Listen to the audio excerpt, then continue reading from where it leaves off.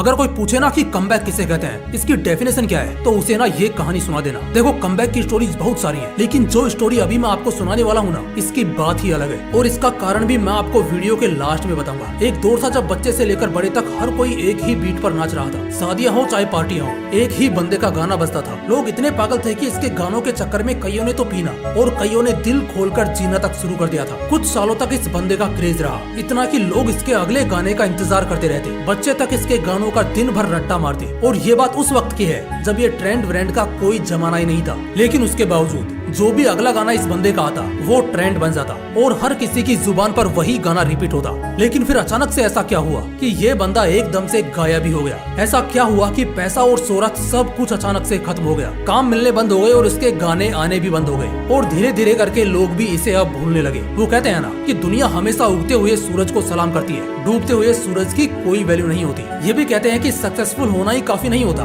बल्कि उसे संभालना असली काबिलियत होती है। बस शायद यही चीज इस शख्स से ना हो पाई। ये बंदा नशे और हवाबाजी में ऐसा डूबा कि फिर सालों तक नजर नहीं आ पाया। लेकिन लोगों में बड़ी चर्चा है इस बात की कि शायद ये बंदा कमबैक करेगा। वो कमबैक कितना शानदार होगा ये हम वक्त पर छोड़ देते हैं, लेकिन कभी लोगों के दिलों पर राज करने वाले इस कलाकार की कहानी को करीब से जरूर जानना चाहिए, क्योंकि इनसे सीखने को भी बहुत कुछ मिलेगा। तो जिस शख्स की कहानी हम जानने वाले हैं, इनका जन्म 15 अगस्त 1983 को होशियारपुर पंजाब में हुआ था। शुरुआती समय में इनका परिवार पंजाब में रहता था, लेकिन समय बीतने के साथ और अपने काम के चलते इनका परिवार दिल्ली शिफ्ट हो गया, जहाँ से इन्होंने अपनी स्कूलिंग और हायर स्कूलिंग कंप्लीट की। और इस समय इन्हें म्यूजिक में इंटरेस्ट भी आने लगा, जिसका सबसे बड़ा कारण बने AR रहमान। तो हुआ ये कि एक दिन इनके पिता के दोस्त ने इन्हें AR रहमान का एक गाना सुनाया। हालांकि वो गाना तमिल में था और उस वक्त ये बच्चे भी थे, जिस वजह से इन्हें ज्यादा कुछ समझ नहीं आया। लेकिन जो ट्यून्स और जिस तरह से उस गाने को गाया गया था वो इन्हें बहुत पसंद आया, जिससे इनका म्यूजिक की तरफ इंटरेस्ट शुरू हुआ। इसी के चलते आगे जाकर अपने स्कूल और कॉलेज में इन्होंने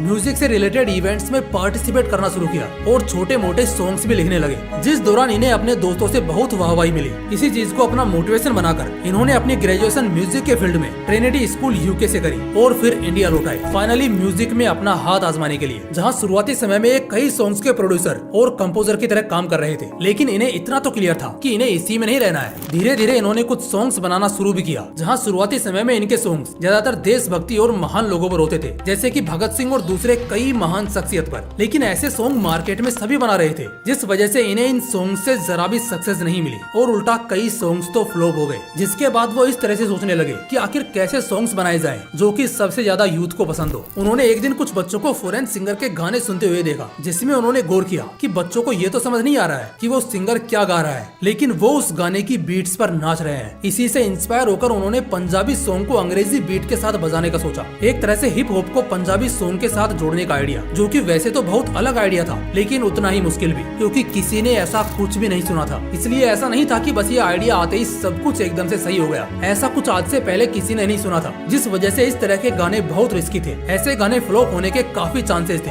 क्योंकि किसी को पता नहीं था कि लोगों का इस तरह के नए गानों पर क्या रेस्पॉन्स होगा, जिस वजह से सभी प्रोड्यूसर्स इसमें पैसा लगाने से पीछे हट रहे थे। हालांकि उस वक्त इस बंदे ने म्यूजिक इंडस्ट्री से जुड़े हुए काफी लोगों से अपनी पहचान बना ली थी और कुछ ऐसे गाने लिख भी दिए थे जिसमें पंजाबी सॉन्ग्स में हिप हॉप का तड़का लगाया हुआ था। लेकिन हर जगह से तब उन्हें रिजेक्शन ही मिली। तब एक बार जब वो दिल्ली गए हुए थे, तब वहाँ उनकी मुलाकात फेमस सिंगर अशोक मस्ती से हुई, जिसमें उन्होंने अपने पंजाबी सॉन्ग और हिप हॉप को मिक्स करने का आइडिया सुनाया, जिसे पहले तो अशोक मस्ती ने सीधे रिजेक्ट कर दिया, ये कहते हुए कि ऐसे सॉन्ग्स बाहर देशों में चल सकते हैं लेकिन इंडिया में नहीं। पर कुछ समय बाद वो इनके इस आइडिया के लिए मान गए और यहाँ तक कि उन्हें इसके लिए प्रोड्यूसर भी मिल गया। जिसके बाद इस बंदे ने और अशोक मस्ती ने मिलकर खड़गे क्लासी सॉन्ग रिलीज किया, जो कि बहुत ज्यादा हिट तो नहीं हुआ लेकिन लोगों को पसंद आया, जिससे इस बंदे को ये तो विश्वास हो गया कि उसके गाने में कुछ तो ऐसा है जो लोगों को पसंद आ रहा है। और इतना ही विश्वास काफी था उसके लिए आगे वायरल एल्बम निकालने के लिए, जिसके साथ 2011 में इन्होंने अपना पहला हिट सॉन्ग लक 28 कुड़ीदार रिलीज किया, जिसमें फेमस सिंगर दिलजीत दोसांझ भी थे।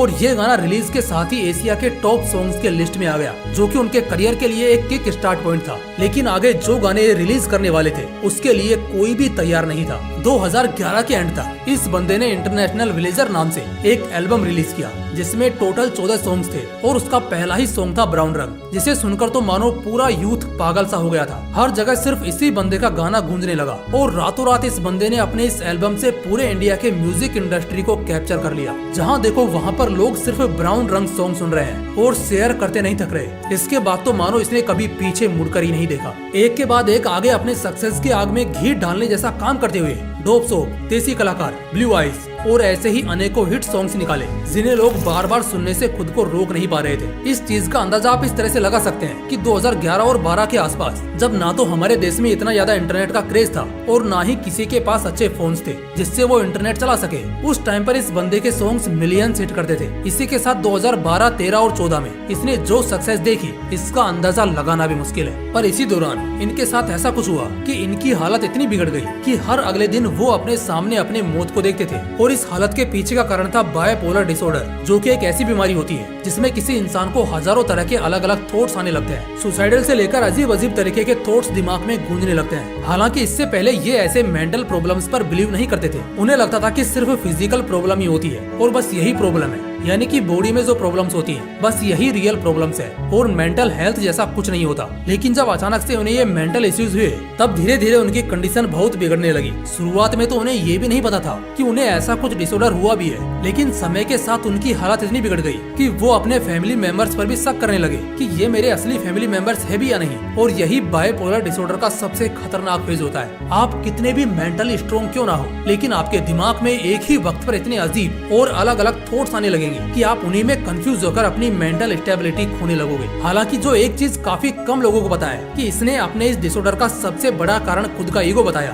दोस्तों, आई होप आप लोग अब तक समझ चुके होंगे कि मैं किस शख्स की बात कर रहा हूँ। जी हाँ, मैं बात कर रहा हूँ हनी सिंह की। बियर बाइसेप्स के रिसेंट पॉडकास्ट में हनी सिंह ने बताया था कि 2012 से लेकर 14 के बीच में उन्होंने सिर्फ सक्सेस देखी। उससे पहले वो भगवान पर विश्वास करते थे और जो भी उन्होंने तब भगवान से मांगा था वो सब उन्हें मिला। इसी के चलते उन्हें 2014 में ऐसा लगने लगा अब ऐसा कोई सक्सेस का माइलस्टोन नहीं है जो वो छू नहीं सकते, और इसी ईगो के सजा के तौर पर उन्हें ये बायपोलर डिसऑर्डर हुआ। हनी सिंह कहते हैं कि मेरे खोखले घमंड को तोड़ने के लिए ही भगवान ने मुझे ये सजा दी और बस उन्हीं की वजह से आज मैं मौत को इतने करीब से देखकर भी वापस लौट पाया हूँ। इसी के बाद किसी तरह आगे के 3 साल खुद को संभालते हुए उन्होंने वापस इंडस्ट्री में एंट्री ली, लेकिन तब तक इंडस्ट्री काफी ज्यादा बदल गई थी। नए सिंगर्स ने इंडस्ट्री में अपने पैर जमा लिए थे और यहाँ तक कि हनी सिंह का करियर पूरी तरह से खत्म हो चुका है, ऐसी बातें भी गूंजने लगी थी। लेकिन सभी हेटर्स को शांत करते हुए हनी सिंह ने धीरे ही सही लेकिन वापस कुछ हिट सॉन्ग्स के साथ अपना कमबैक किया और कलास्तर सॉन्ग को हिट करवाते हुए सभी को बता दिया कि ये अब भी वही हनी सिंह है जिसने एक वक्त पर म्यूजिक इंडस्ट्री में आग लगा दी थी। जिसके साथ 2024 में हनी सिंह ने 3.0 एल्बम लाकर सबको बता दिया कि अब भी वो वैसे ही हिट सॉन्ग्स बना सकते हैं जैसे कि वो बनाया करते थे। हाँ, इस बात को मानना पड़ेगा कि जो क्रेज हनी पाजी का उस समय था वैसा वापस आना बहुत मुश्किल है। लेकिन जिस बीमारी से लड़कर उन्होंने अपना ये एपिक कमबैक किया है वो कोई चमत्कार से कम नहीं है। और जो उनके रियल फैंस हैं वो उनके इस स्ट्रगल को अच्छे से समझ पाएंगे कि इतने सक्सेसफुल करियर के बाद जो झटका उन्होंने झेला है उससे उबर पाना ही बहुत बड़ी बात है। लेकिन उससे वापस लौटकर लोगों को हनी सिंह का दूसरा रूप दिखाना खुद में किसी सक्सेस से कम नहीं है। अब पता है मैंने इस कमबैक को सबसे अलग क्यों कहा था, क्योंकि जो हनी सिंह 10 साल पहले अपने गानों से यूथ को इंस्पायर कर रहे थे नशा करने के लिए, आज वही हनी सिंह लोगों को नशा करने के लिए मना कर रहे हैं। गाना गुना मत फूका करो भाई। अगर आप इसका पूरा इंटरव्यू देखोगे ना तो आपको समझ आएगा कि ये वाला हनी सिंह थोड़ा अलग है। तो आज के लिए बस इतना ही, बाकी मैं मिलता हूँ अगली वीडियो में। तब तक के लिए जय हिंद, जय श्री कृष्णा।